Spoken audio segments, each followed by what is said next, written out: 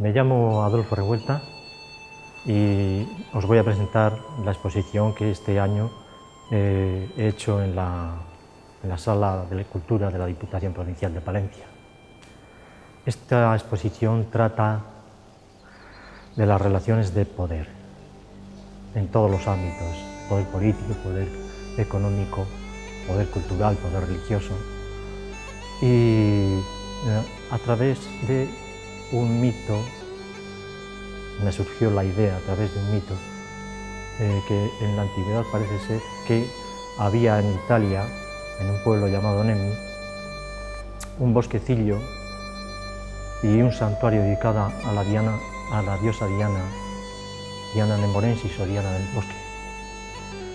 En ese bosquecillo y en ese santuario había un personaje un tanto siniestro, que era rey y sacerdote al mismo tiempo, y que estaba en constante vigilia, atendiendo posibles enemigos que fueran a acercarse al santuario, porque este rey, que además de rey era homicida, y era homicida porque para ocupar ese puesto podía ocuparle cualquier persona, con tal de que matara al rey sacerdote que entonces estaba. Entonces, claro, es una forma de ser rey bastante complicada, porque tiene que estar en permanente atención, vigilando por si viene alguien, casi sin dormir, y siempre va a haber otro más poderoso, como sucede en la naturaleza con los machos dominantes. Resulta que de momento sí, están en la cabeza, van a transmitir sus genes, pero siempre hay machos jóvenes que aspiran a ese poder. Y en cualquier momento él perderá fuerzas, perderá habilidad, perderá lo que sea, y entonces el macho joven ocupará su puesto porque le derrocará. Un par de retículas con dos traviesas de ferrocarril quebradas y unas letras al fondo que ponen crack 1929 y croc 2009. El crack, aunque no se escriba así cuando se habla de economía, corresponde al famoso crack de la crisis del 29, la quiebra de la bolsa. Aunque yo use las admiraciones y ponga K, porque es más propio del cómic, parece que es una rotura más rotunda.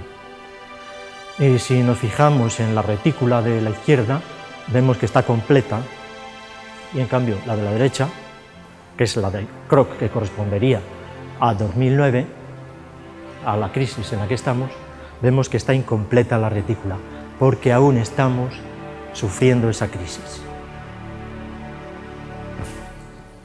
Esto sería relativo al poder económico. Nosotros pagamos las consecuencias del poder económico. Así la gente de a pie paga el pato, como siempre. Podemos seguir avanzando. Una cosa, en la escultura contemporánea, la retícula tiene significado de muerte, o uno de sus significados es significado de muerte. De ahí que estén metidas en las viguetas, las traviesas de ferrocarril, estén metidas en la retícula. Porque claro, las crisis suelen llevar, si no muerte física, muertes de otro tipo a mucha gente. Bueno, aquí tenemos la rama dorada, otro título, que es el que da nombre a toda la exposición, una especie de representación del del bosque de Nemi, vamos a decir, con un lugar privilegiado donde hay una rama dorada, una rama metálica que he puesto ahí, que podía ser una rama cualquiera en la realidad del mito, bueno, en el bosque en concreto. Podía ser una rama cualquiera de un árbol especial o un árbol dedicado a la diosa. Pero en este caso la ponemos dorada porque es el título del libro que me inspiró para hacer esto. En ella, en el bosquecillo este, vemos también una serie de varillas que suben, que bajan, que van de izquierda a derecha, de adelante a atrás, también como las retículas que hemos visto en el poder económico. También tienen el significado de muerte, aunque no es completa, pero es como un crecimiento que va expandiéndose desde el centro, donde está la rama, a todo el bosque, porque es como un lugar de muerte. Es realmente trágico lo que sucede allí. No nos explicamos por qué, somos los humanos de esta manera, el caso es que lo hacemos. Pasamos ahora, así haciendo la lectura que acostumbramos de izquierda a derecha, pasamos a ver el poder cultural y en concreto, dentro del poder cultural, el poder artístico.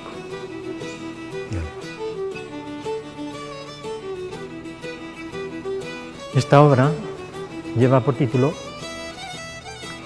Los burgueses de Calais, como la obra famosa de Rodin. Y dices, bueno, ¿y qué tiene que ver esto con el poder cultural? Pues es sencillo, porque Rodin era un personaje demasiado poderoso, como ocurre con muchos artistas fuertes, potentes, que aunque no sea por su voluntad, impiden el paso a gente joven, gente que empieza, gente que viene. Esa es la relación de poder, en este caso cultural. Si te arrimas a un poderoso, posiblemente pagas el pato, a no ser que llegues a ser tú más poderoso que él, con lo cual se establece la dialéctica que se producía en la rama dorada del mito. Bueno, la historia de los burgueses de Calais, pues, los burgueses de Calais, sabéis que eran, cuando fue sitiada la ciudad de Calais, el sitiador, para no pasar la ciudad a sangre y fuego, pidió que se entregaran los notables de la ciudad para ser ejecutados. Entonces Rodin les ha representado apesadumbrados, caídos, se van a entregar, van al cadalso, pues lógicamente esa sería la cifra. Pero también ocurre que aquel personaje, debido al noble gesto de esta gente, les perdona. Entonces esto vendría a ser, porque tienen bastante movimiento, como si fuera el regreso de aquel suceso, el regreso de aquellos personajes ya indultados, van como con más alegría. Esa sería la representación.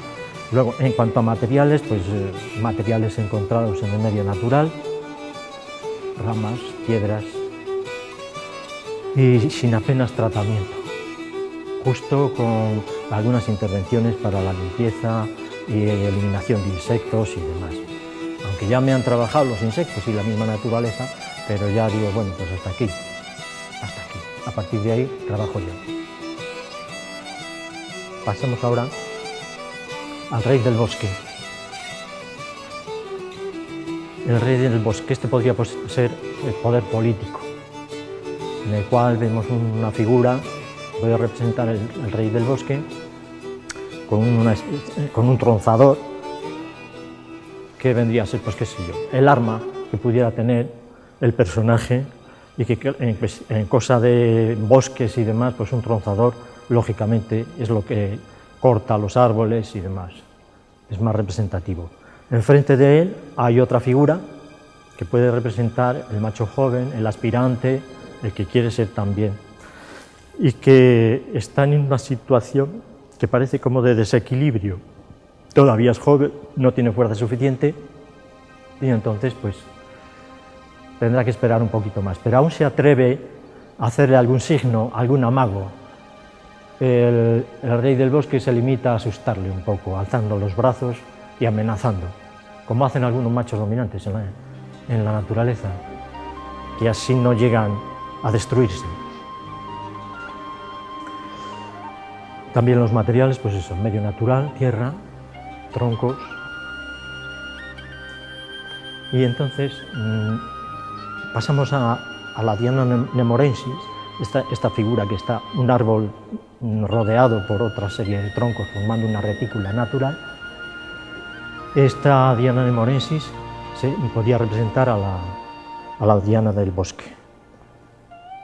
Es la quimera que nos montamos los humanos, el rey del bosque en concreto, para luchar y desgastarse. Y dices, bueno, ¿por qué?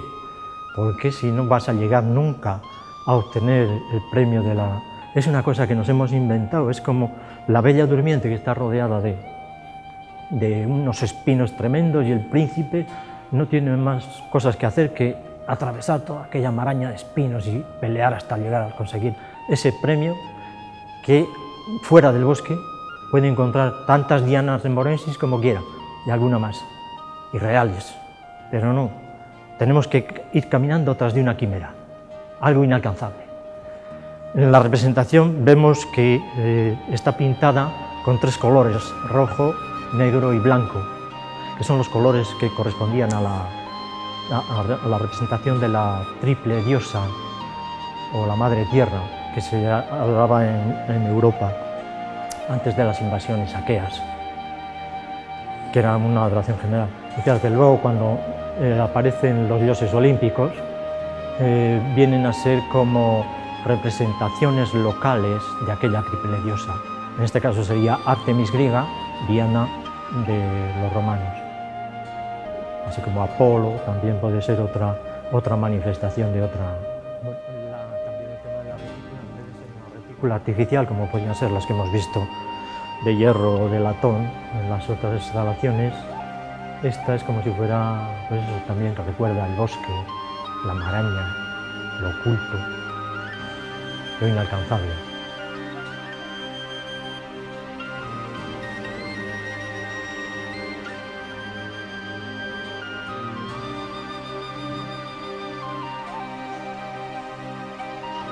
Pasamos ahora a otro tipo de poder.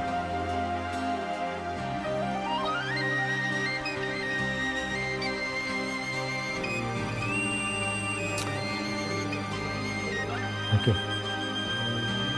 Vale. Aquí tenemos una obra, una instalación que se titula Hierofanía. Hierofanía quiere decir manifestación de lo sagrado. Cuando algún personaje en la Biblia o en otras religiones fundan algún lugar y le consideran especialmente sagrado, es porque creen, por lo menos ellos desde su punto de vista, que se les ha manifestado allí algún dios, algún espíritu especial, y entonces a partir de ahí fundan y organizan su sociedad, dan leyes para que esa sociedad funcione, pero dice, bueno, ¿qué tiene que ver con el poder religioso? Pues es que lo que suele suceder, que el que interpreta a los dioses, esos entes que nadie ve, pues al ser ellos los intérpretes, los demás ¿cómo se le van a oponer si él tiene la verdad, que es el que está en contacto con los dioses? Y entonces se pueden producir abusos de poder, pero muchos. Y claro, por supuesto, una ideologización de las personas. En este caso, una hierofanía concreta podría haber representado, y es el sueño de Jacob. Jacob, por orden del Señor, va de una ciudad a otra y en el camino se para a descansar y duerme apoyando la cabeza sobre una piedra. Sueña que ve una escalera por la que suben y bajan ángeles y en uno de cuyos extremos está el Señor que le dice que allí va él a fundar el pueblo de Israel. Las 12 tribus, que son lo que corresponden a los 12 hijos. Se despierta, unge la piedra donde ha dormido y dice, este realmente es un lugar sagrado. A partir de ahí, organiza el pueblo de Israel, se dan las leyes, se dan todo lo necesario para funcionar. Los mitos son muy recurrentes, porque pueden aglutinar a pueblos, y para dar explicaciones creo que son necesarios hasta un cierto nivel para la especie humana. El problema es cuando el mito se trata de imponer por la fuerza, o abusa el intérprete de la deidad del turno, abusa de su poder. Ese es un problema. Veis aquí una escalera de hierro, vamos, una representación de una escala de hierro, que es un material de la chatarra, pero bastante sugerente. La piedra también con la acción del paso del tiempo, y la forma que tiene es como el conjunto, es como una especie de bóveda del bosque, bóvedas de las catedrales, y también tiene son como dos formas, una principal, mayor, y como un anexo al lado, más pequeñito, donde podrían producirse los misterios de menor cuantía, diríamos. Esto tiene una forma alargada, como podrían tener los templos egipcios, las catedrales, que hacia al fondo es donde se situaría el presbiterio, en el ábside, dentro del ábside.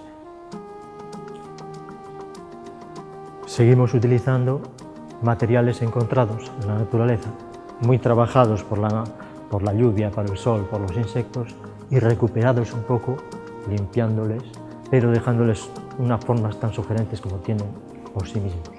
Tienen valor estético ya, desde mi punto de vista. Y por último vamos a ver la que titulo Pórtico de Nemi, que viene a ser, tiene relación con la hierofanía.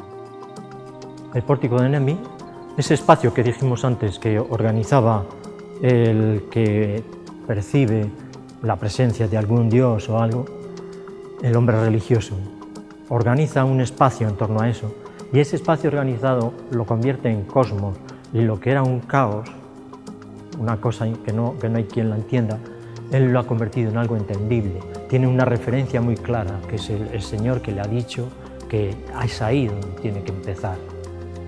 Pues la puerta viene a tener un símbolo también de separación entre el espacio sagrado y el espacio profano o caótico. Entonces, de puerta hacia adentro, espacio sagrado, organizado, el espacio real para el hombre religioso en realidad, y fuera es el caos.